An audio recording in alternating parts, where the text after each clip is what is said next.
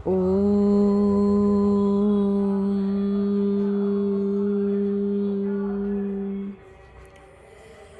द्वादशोऽध्यायः।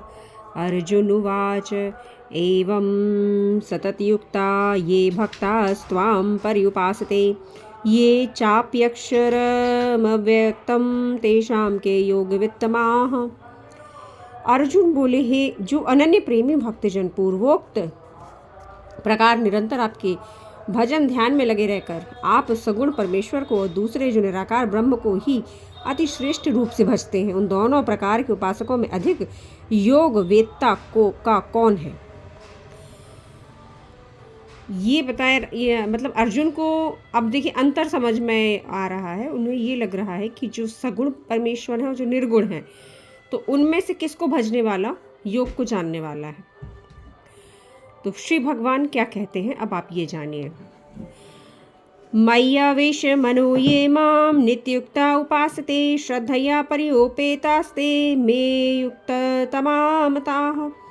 श्री भगवान बोले, मुझे मन में बसाकर निरंतर भजन ध्यान में लगे हुए जो भक्तजन अत्यंत श्रद्धा से मुझ सगुण परमेश्वर को भजते हैं, वे मुझको योगियों में अति उत्तम योगी मान्य हैं। क्योंकि आप बिना जाने निर्गुण निराकार का भजन नहीं कर सकते। मैं जानती हूँ, मानती नहीं, मैं जानती हूँ इसलिए बता रही हूँ। सगुण साकार का ही करना होगा और सगुण साकार का चिंतन करते करते आप निर्गुण निराकार तक पहुँच जाएंगे, निश्चित रूप से पहुँच जाएंगे। मैं भी इसी श्रृंखला से ही पहुँची हूँ। जिस तरह से अभी आप सगुण हैं, आप साकार हैं, है ना, आपकी आकृति है, ऐसे ही परमेश्वर भी सगुण और साकार भी है और निर्गुण निराकार भी है। अगर प्रकृति में है तो साकार रूप में भी है और प्रकृति से परे है तो निर्गुण निराकार है। ये बिल्कुल मस्तिष्क में बैठा लीजिए, दोनों प्रकार से है। क्योंकि रूप कहाँ पर है? प्रकृति में। ये त्वक्षरमनिर्देश्यमव्यक्तं पर्युपासते सर्वत्र गमचिन्तयं च कूटस्थमचलं ध्रुवं सन्नियम्येन्द्रियग्रामं सर्वत्र सम्बुद्धयः ते प्राप्नुवन्ति मामेव सर्वभूतहिते रताः। परंतु जो साधक इंद्रियों को वश में करके मन बुद्धि से परे सर्वव्यापी अकथनीय स्वरूप और सदा एक रस रहने वाले नित्य अचल निराकार अविनाशी सच्चिदानंद घन ब्रह्म को निरंतर ध्यान करते हुए भजते हैं, वे सब में समान भाव वाले योगी मुझको ही प्राप्त होते हैं। और यह सब में समान भाव तब तक नहीं आता जब तक आप स्वयं का साक्षात्कार ना कर लें और उस एक परब्रह्म परमात्मा का साक्षात्कार ना हो जाए। आ ही नहीं सकता संभाव। जब आप देख लेते हैं कि सिर्फ वही है, वही एक है, तभी संभाव आता है। तो उस ओर बढ़िए। क्लेशो अधिकतरस्तेषां व्यक्तासक्त चेतसाम् आव्यक्ता ही गतिर्दुःखं देववधिर्वाप्ते। सच्चिदानंद घन निराकार ब्रह्म में आसक्त चित्त वाले पुरुषों के साधन में परिश्रम विशेष है, साधना करनी पड़ती है। अगर आप सिर्फ निराकार ब्रह्म की उपासना कर रहे हैं तो अत्यंत कठिन साधना है। फिर वही है जो जंगल में जाकर की जाती है। शांत मन, शांत चित्त, बुद्धि समत्व। फिर संसार की सुध नहीं होनी चाहिए। तब श्वासों को वश में करके कठिन से कठिन साधना की जाती है। लेकिन अब इसमें बताया जाएगा, आपको प्रभु स्वयं बताएंगे कि सरलता से कैसे प्राप्त किया जा सकता है उनको। ये तो सर्वाणि कर्माणि मयि सन्न्यस्त मत्पराः अनन्ये नैव योगेन माम ध्यायन्त उपासते। इसलिए मेरे परायण रहने वाले भक्तजन संपूर्ण कर्मों को मुझ में अर्पण करके मुझ सगुण रूप परमेश्वर को भक्ति योग द्वारा निरंतर चिंतन करते हुए भजते हैं। बिल्कुल सरल है। विश्वास कीजिए, अगर आप सरल भक्ति, सहज भक्ति करते हैं, लेकिन इस भक्ति में जो सर्वोच्च स्थान है आपके जीवन में उस एक परमात्मा का, उस एक ईश्वर का होना चाहिए, आपके आराध्य का, उस एक साकार ब्रह्म जिसकी आप उपासना कर रहे हैं सिर्फ उसी का हो, तभी यह भक्ति सफल होती है।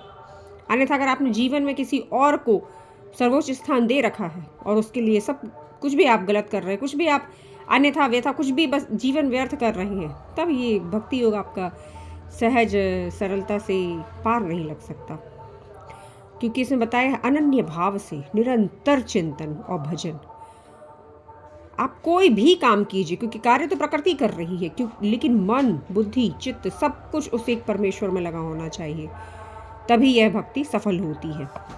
और फिर सगुण साकार ब्रह्म के भी दर्शन होते हैं, निर्गुण निराकार के भी दर्शन होते हैं, और आपके स्वयं के भी साक्षात्कार होता है, और आपको ज्ञात भी हो जाता है कि उस एक के सिवा कुछ भी नहीं है।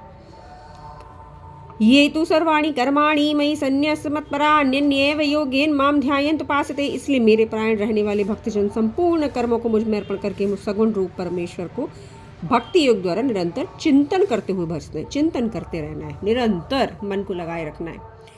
तेषामहं समुद्धर्ता मृत्यु संसार सागरात् भवामि न चिरात् परार्थ मय्यावेशि चेतसाम। हे अर्जुन, मुझ में चित्त लगाने वाले भक्तों का मैं शीघ्र ही संसार समुद्र से उद्धार करता हूँ। फिर आपका संसार में निश्चित तौर पर मन नहीं लगता। बस कुछ ना कुछ आपको प्रभु की बात चाहिए, कुछ ना कुछ आपको प्रभु का ही चिंतन चाहिए, क्योंकि आप जान जाते हैं संसार है ही नहीं, फंसे हुए हैं आप, बहुत बुरी तरह फंसे हुए हैं कर्मों के द्वारा। मय्येव मन आधस्त्व मयि बुद्धि निवेशय निवशस्यसि मय्येव अत ऊर्ध्व न संशय।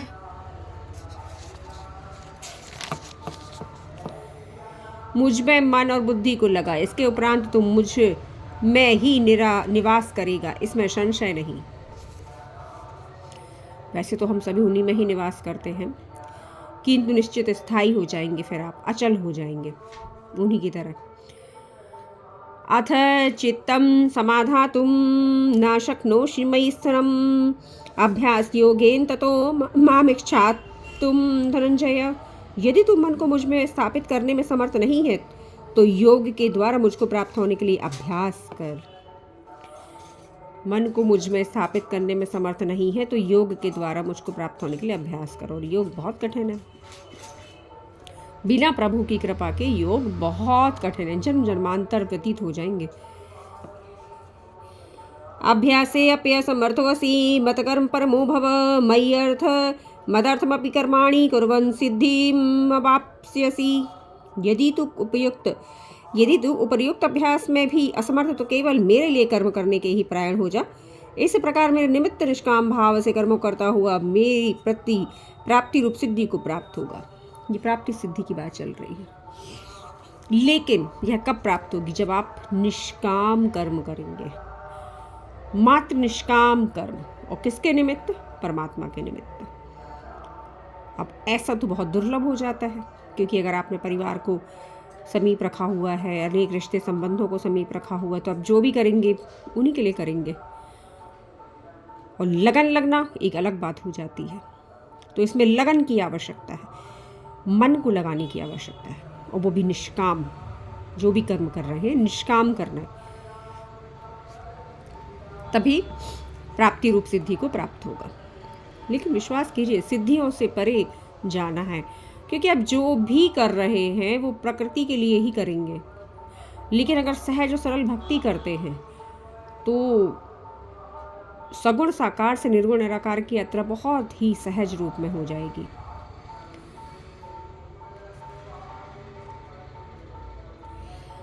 अथैतदप्यशक्तोऽसि कर्तुं मद्योगमाश्रितः सर्वकर्मफलत्यागं ततः कुरु यतात्मवान्। यदि यह करने में भी तू असमर्थ है, तो मन बुद्धि पर विजय प्राप्त करके सब कर्मों के फल की इच्छा छोड़ दे। और अगर यह भी नहीं कर सकते, तो मन बुद्धि पर विजय प्राप्त करके सब कर्मों के फल की इच्छा छोड़ दे। अर्थात लेना एक ना देना दो, कोई मतलब नहीं है जीवन में किसी से। श्रेयो हि ज्ञानमभ्यासात् ज्ञानाध्यानं विशेष्यते ध्यानात् कर्मफल त्यागस्त्यागात् शान्तिरनन्तरम्। मर्म को जानकर किए हुए अभ्यास से ज्ञान श्रेष्ठ है, और ज्ञान से ध्यान श्रेष्ठ है, और ध्यान से कर्मों के फल का त्याग श्रेष्ठ है, क्योंकि त्याग से तत्काल ही परम शांति प्राप्त होती है। कैसे प्राप्त होती है परम शांति? क्योंकि जब आप त्याग करते हैं तो तत्क्षण इंद्रियों का भी त्याग हो जाता है, क्योंकि हमारा मन किस में लगा रहता है कि हमने कोई कर्म किया तो हमें उसका फल चाहिए, अच्छे से अच्छा चाहिए। और लेकिन अगर हमने बुरा कर्म किया है तो हम उसका फल कभी नहीं चाहेंगे, और हम जिम्मेदारी भी नहीं लेंगे कि हमने कुछ गलत कर दिया, क्योंकि अहंकार श्रेष्ठ रहता है हमारा भीतर। तो इसीलिए उसमें बताया गया कि आप वो भी नहीं कर पा रहे हैं तो आप कर्मों के फल का त्याग करना सीख जाइए। लेकिन कौन से कर्म? जो आप शुभ कर्म कर रहे हैं। तो आपको क्या तत्काल में मिलेगा? त्याग से परम शांति, क्योंकि आपका कुछ है ही नहीं, ना आपने कुछ प्राप्त किया ना आपने कुछ खोया।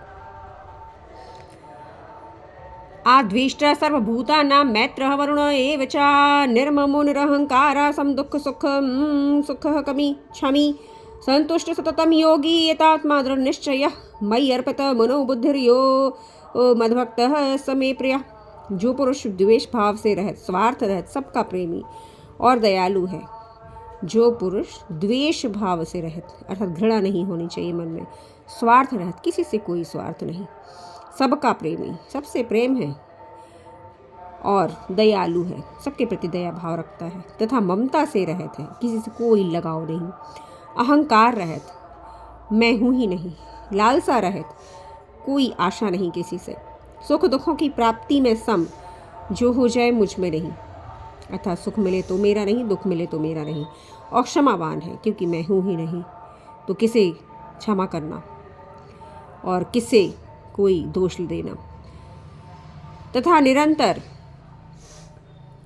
निरंतर संतुष्ट है, मन इंद्रियों सहित शरीर को वश में किए हैं, और मुझ में दृढ़ निश्चय वाला है, वह भक्त मुझको प्रिय है।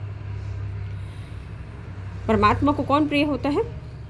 अगर सब कुछ मिलाकर देखा जाए तो निष्काम भक्त और उनका परम प्रेमी, निरंतर उनका भजन पूजन करने वाला, उनका चिंतन करने वाला, क्योंकि जो अंतःकरण कहे जाते हैं, उन अंतःकरण चतुष्टय का जो विधान कहा गया है, अगर इन अंतःकरण को अगर पूरी तरह से परमात्मा में समर्पित कर दिया जाए तो शीघ्र ही परमात्मा की प्राप्ति होती है।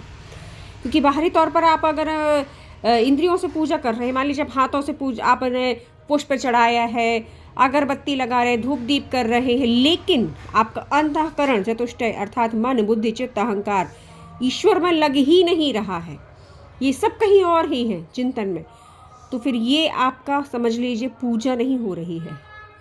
ये सिर्फ आप जो नित्य निरंतर आप सामान्य कर्म करते हैं वही कर रहे हैं। इसका फल आपको नहीं मिलने वाला, मिलेगा भी तो अनेक जन्मों में, बहुत छोटे रूप में। क्योंकि अगर मैं ये कहूँ कि मैंने अगरबत्ती जलाई है इन हाथों से, तो मैंने गैस भी जलाई, मैंने चूल्हा भी जलाया, मैं कुछ भी करूँ, क्योंकि मेरा मन उसमें लग नहीं रहा है। और भक्ति में तो मन का लगना बहुत आवश्यक है, बुद्धि का लगना आवश्यक, चित्त का, अहंकार का, सब कुछ समर्पित कर दिया जाता है क्योंकि परमात्मा को। तो आप अर्पण आध्यात्मिक जगत चैनल को सब्सक्राइब कीजिए और जितने भी वीडियोज़ हैं उनका अध्ययन कीजिए और मेरा सपोर्ट कीजिए, ताकि जन जन तक मैं परमात्मा का संदेश पहुंचा सकूं और आप भी इस परमार्थ में शामिल हो जाइए। तो अर्पण आध्यात्मिक जगत चैनल को सब्सक्राइब कीजिए और से भी सब्सक्राइब करवाइए और तक भी ये वीडियोस पहुंचाइए, ताकि जो गीता का अध्ययन नहीं कर पा रहे हैं जीवन में, उनके पास समय नहीं है पढ़ने का, तो वे चलते फिरते किसी भी काम के लिए अगर जा रहे हैं तो मोबाइल ऑन करके आसानी से आपको अर्थ सहित गीता का अध्ययन करने को मिलेगा।